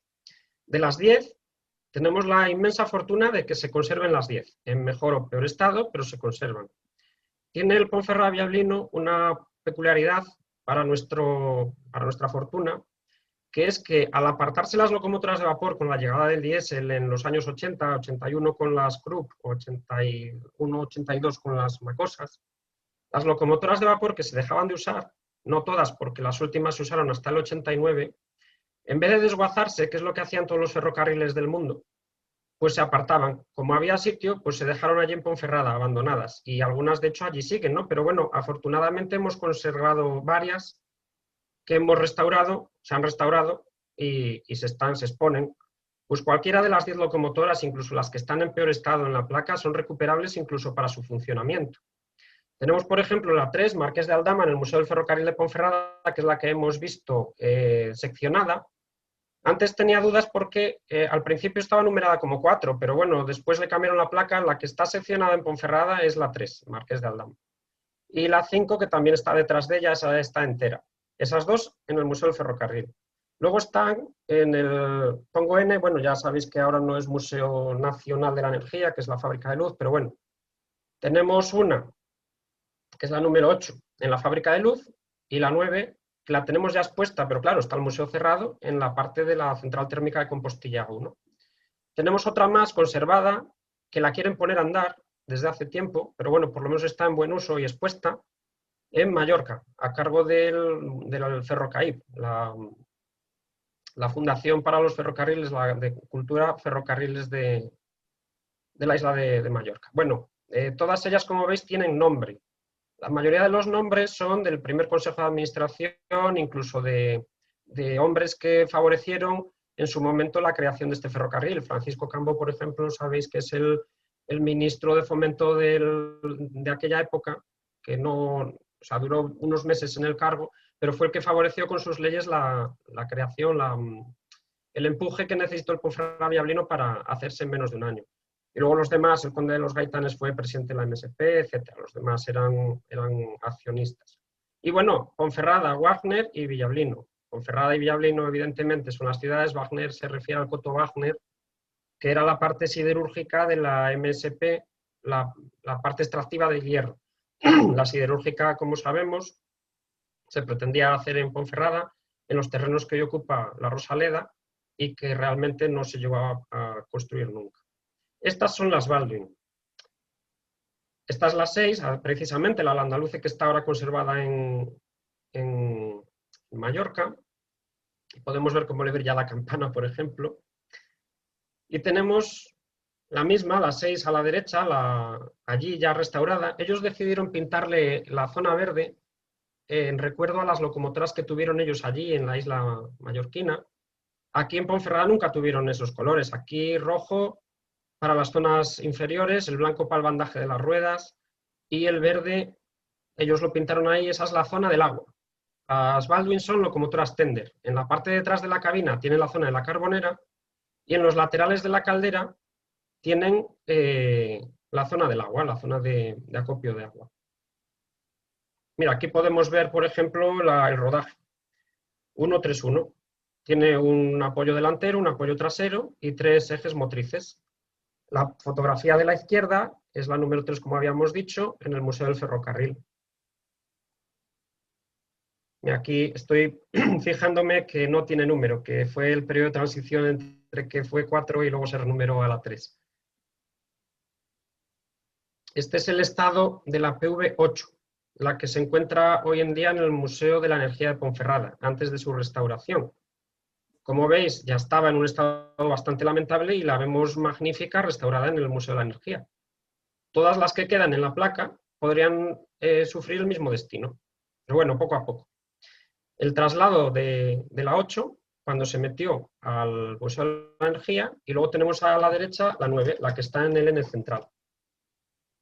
Vamos a pasar a las Enger, que son otras 10 locomotoras, aunque aquí aparezcan 11, tiene truco. Estas no se compraron de golpe, estas 4 de ellas fueron nuevas, pero es que previamente habían traído otras de segunda mano de otros ferrocarriles. Aquí vemos que 2 de ellas vinieron directamente de los ferrocarriles vascos, la 11 y la 12, que fueron en su origen las 52 y 56 en ese ferrocarril, construidas en el 20. Una, la 11, está en el Museo del Ferrocarril de Ponferrada, no, está sin restaurar, pero bueno, por lo menos se conserva a cubierto y es de las que están sin restaurar que mejor, más íntegra se conserva. Y la 12, que a pesar de que en el ferrocarril vasco se numeró por su número 56 Urco, el Museo del Ferrocarril de Azpeitia la mantiene en uso, en servicio, modificada al estado en el que circulaba en el ferrocarril vasco, y la han denominado Euskadi. Pero bueno, vamos a dejarles que tengan esta pequeña licencia. Después hacemos un salto, porque de la 13 a la 16 son posteriores. Vinieron originalmente de ferrocarriles vascos, pero a través del ferrocarril de la Robla, es decir, al Ponferrada-Villablino llegaron en los años 50 ante el incremento del tráfico de carbón, después con el desarrollismo, con el uso del carbón en las centrales térmicas, primero con Postilla 1 y luego con Postilla 2, llegaron al ferrocarril de Ponferrada-Villablino, por decirlo así, de tercera mano.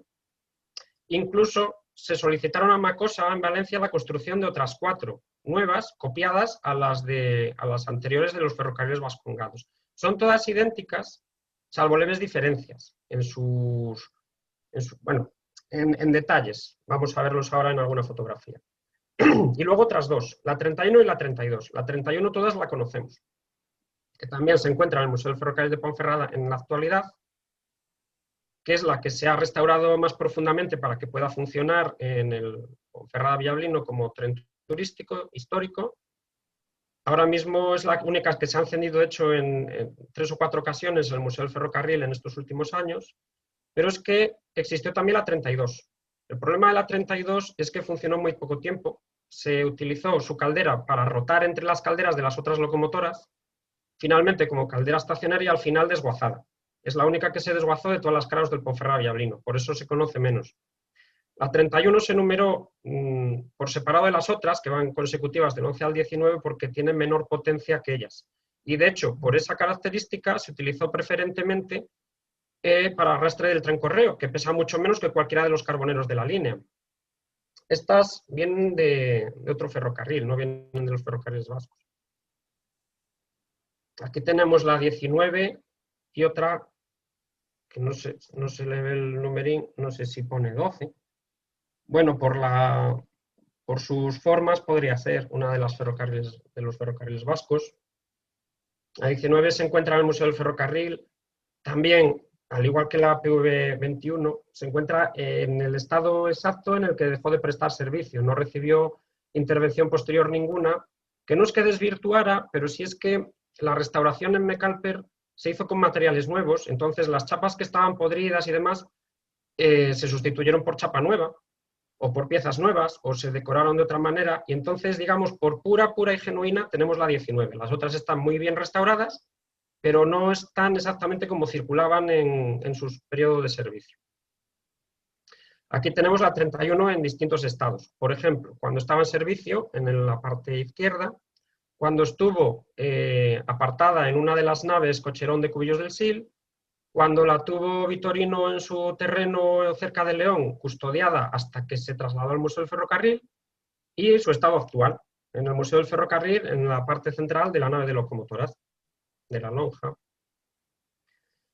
Otras locomotoras en vía métrica las podemos agrupar de 2 en 2, 2 parejas. Tenemos las PV41 y 42. La PV41 y 42 son tubice, se fabricaron en fecha tan tardía para una locomotora de vapor como en 1950, cuando ya en todos los ferrocarriles europeos se estaba pensando en la dieselización. Fueron originalmente de Endesa, que las número 1A y 2A, y se utilizaron en el ramal inicialmente el de San Andrés de Montejos a la térmica con Postilla 1 y posteriormente y al cierre de ese ramal en el de Cubillos a la térmica con Postilla 2.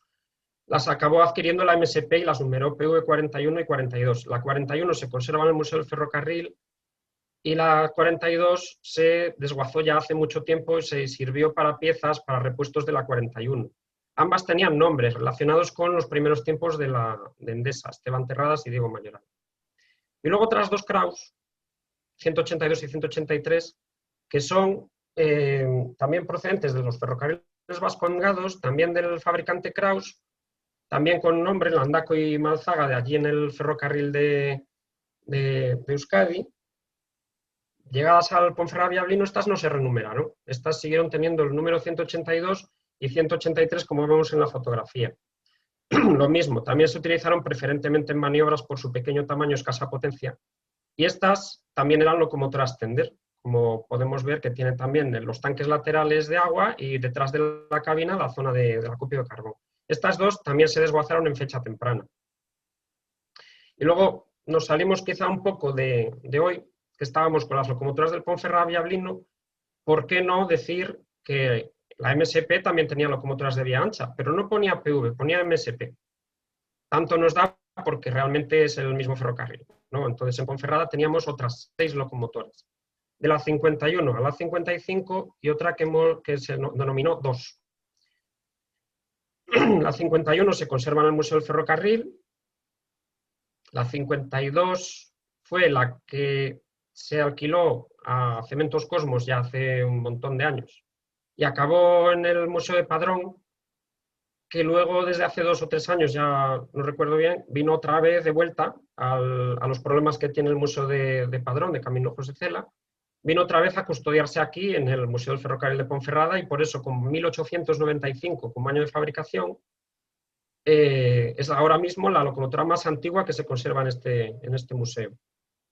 Tenemos las dos locomotoras 53 y 54, procedentes de la SICOP de Valencia, de las obras de la Compañía de las Obras del Puerto, que eran similares a pesar de que sus constructores eran distintos, Aynaul y Energy Martinel. Y luego la 55, que es la locomotora de abajo a la izquierda, que tenía un tanque de albarda, o sea, que la zona del agua estaba por encima de la caldera, como podemos ver. Eso, bueno, a efectos dinámicos es perjudicial, porque estamos cargando en un lugar muy elevado, a efectos de la altura del centro de gravedad, pero bueno, también tenemos un efecto quizá favorable, que es que las pérdidas de calor, a pesar del aislamiento que tenemos en la caldera, alimentan, o sea, calientan de alguna manera el agua que tenemos en el tanque de albarda. También es locomotora tender, tenemos detrás de la cabina la carbonera. Y luego la SAF2, que no se enumera como el resto de 51 a 55, porque viene de Sociedad Anónima Felgueroso de Asturias, que la numeró 2 a continuación de la 1 que estaba allí, que hoy en día se conserva en el Museo del Ferrocarril de Gijón. La 2, sin embargo, fue desguazada. También ocurre igual, que a pesar de que sea constructor distinto a la 51, eran muy similares. De hecho, hay fotografías que si no se aprecia muy bien el número 2, al lado de la chimenea o en la topera frontal, se podría confundir con la 55 perfectamente.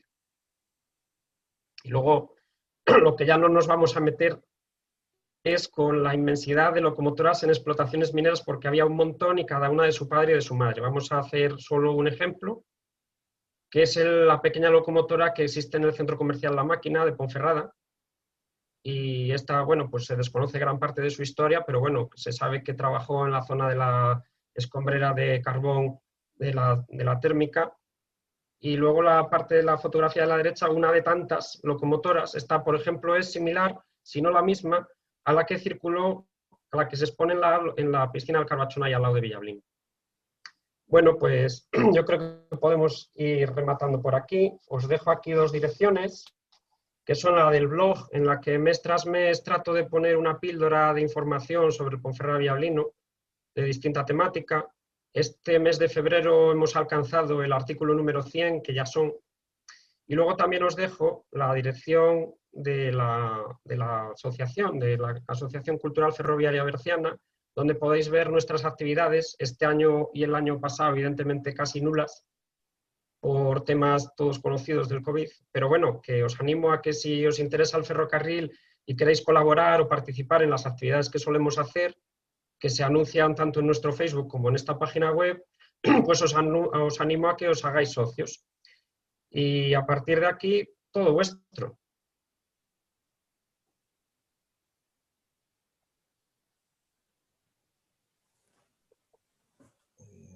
Bueno, Daniel, deja de compartir la pantalla.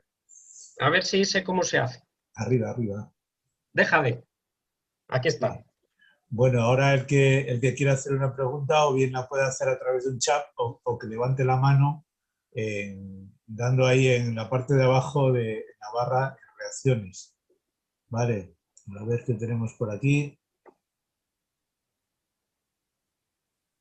Bueno, nos ponen esos, en cuanto a mí, nos ponen donde se pueden ver las ponencias grabadas.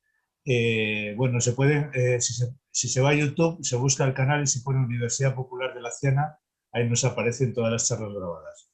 Normalmente las colgamos al día siguiente o como mucho a los 2 días.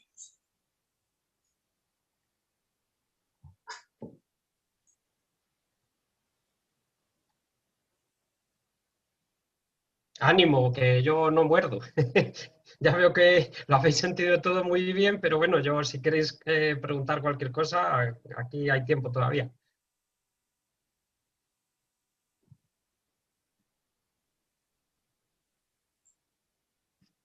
¿Qué hacían las máquinas cuando había nieve? Es decir, las Cuando había grandes nieve. nevadas, porque cerrar no se cerró prácticamente nunca la línea, ¿no? A ver, el ferrocarril en general tiene una cualidad muy interesante, que es un sistema guiado. Es decir, que puede haber la nieve que te dé la gana, que el tren no se va a salir de la vía. La nieve no es suficientemente dura como para hacer descarrilar un tren. Sí puede impedir su avance, porque la nieve se apelmaza y entonces cuando necesitaban quitar grandes cantidades de nieve, pues había que ir a empujones con ella. Pero tanto como para hacer descarrilar un tren ya sería difícil. El tren pesa mucho más, son grandes tonelajes. Evidentemente, el apartavacas no era suficiente y lo que hacían era poner una cuña quitanieves.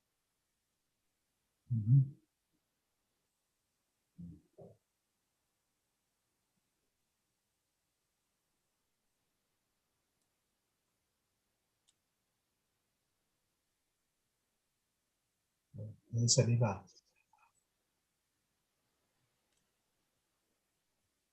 Eso es que lo debí explicar también, que no hay duda ninguna, ¿verdad?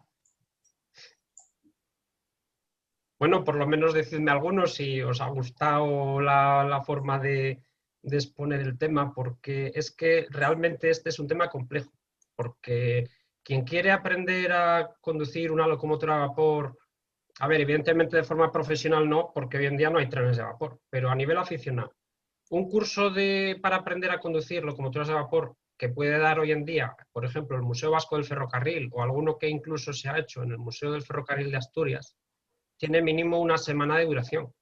Y claro, nosotros hemos estado una hora prácticamente viendo cómo funciona. Entonces, no vamos a comparar lo que aprenden ellos en una semana con lo que hemos podido ver así por encima, a nivel de iniciación, de cómo funciona una locomotora. Y también, no gazapos, pero bueno, ellos saben explicar mejor, porque ya están en el propio tema en sí, de explicar en el curso cómo funciona una locomotora a vapor con más detalle y mayor rigor.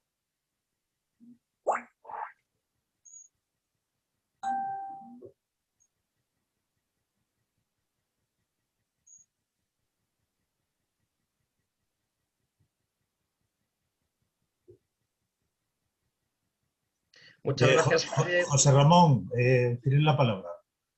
Vale, ¿se me Venga. oye? Sí. Perfecto.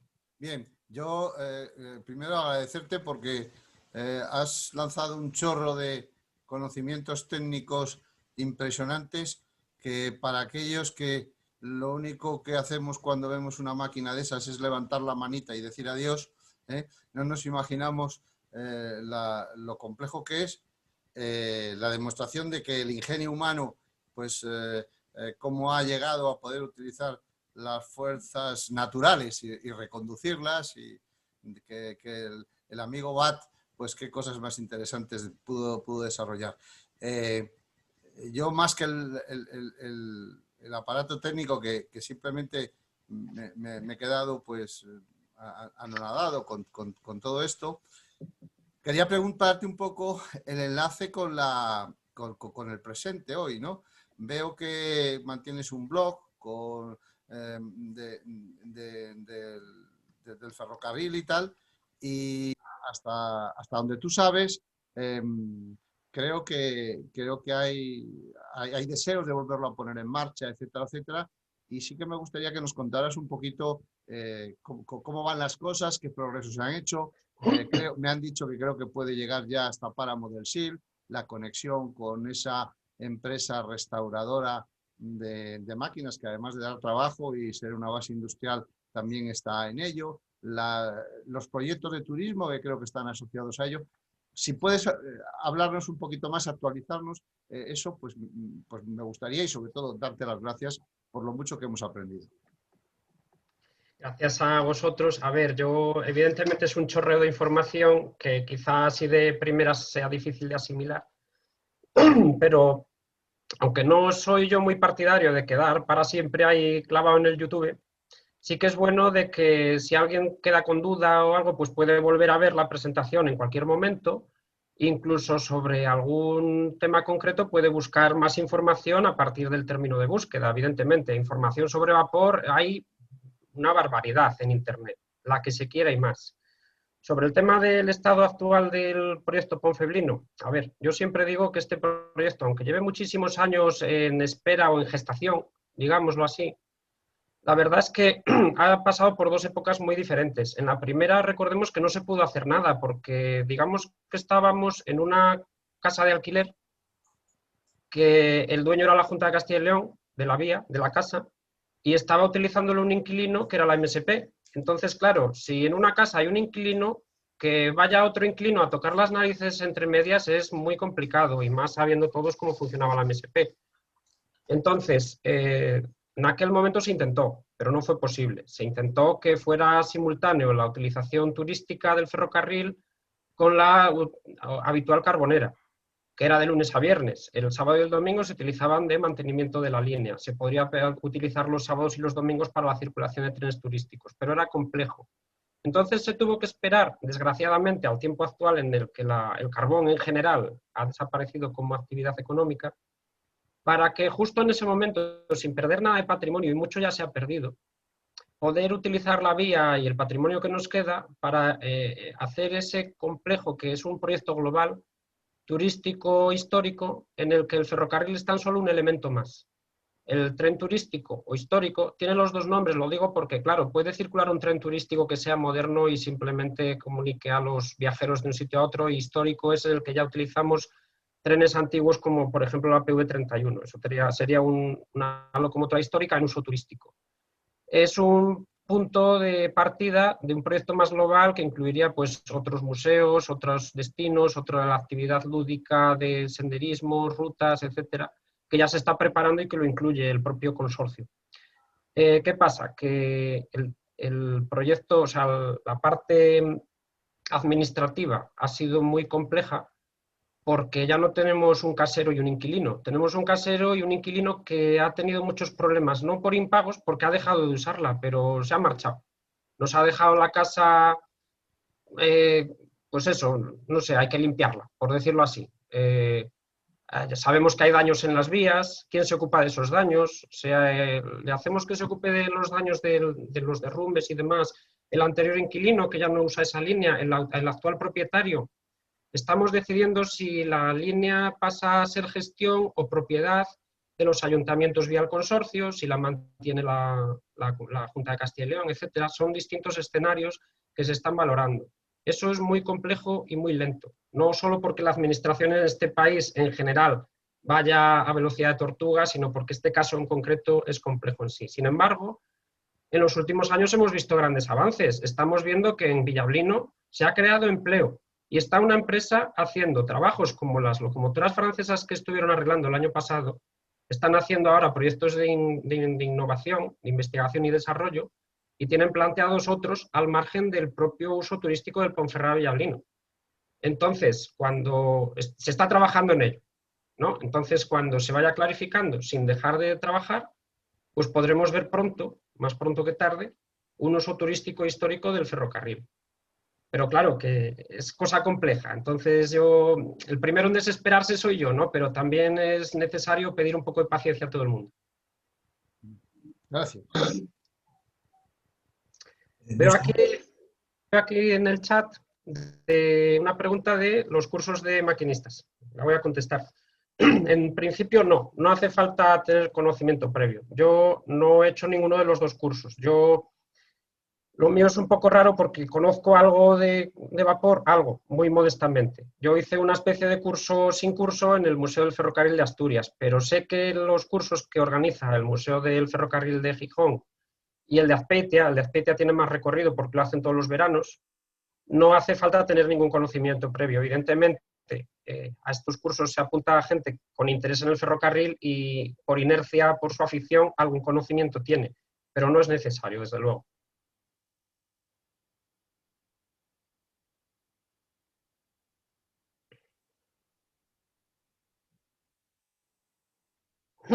Hay una pregunta aquí de Montserrat de si se pueden llevar grupos escolares. Montserrat, si pudieras activar el micro y me explicaras mejor qué quieres decir con esto, por favor.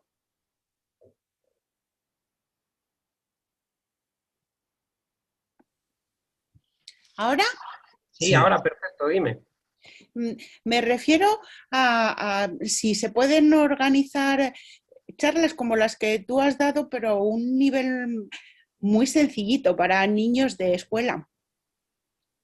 Y Sí. es que no sé, no tenía ni idea de que esto existía. Entonces, lo que quería saber es si hay acceso a niños y niñas para que conozcan todo esto. A ver, voy a responder por lo que me toca, que es el tema de la charla, de mi charla. Y desde la Asociación Cultural Ferroviaria Berciana sí que nos podemos adaptar a dar una charla de cualquier temática relacionada con el ferrocarril a público infantil, por supuesto. Y recordad que nosotros en la asociación también tenemos un tren pequeño de 5 pulgadas, modelismo tripulado, portátil, que podemos montar en cualquier sitio. Pero bueno, es Félix el que puede responder más ampliamente sobre lo que organizan ellos a ese nivel. Vale, muchas gracias. Bueno, Montserrat, también si bajas al Museo del Ferrocarril también nos pueden hacer alguna actividad, ¿sí? Pero bueno, habría que desplazarse allí. Vale. Aquí en la plaza tuvimos al tren pequeñito ese el año pasado con motivo del centenario del ferrocarril. Y bueno, es divertido. Sí, sí.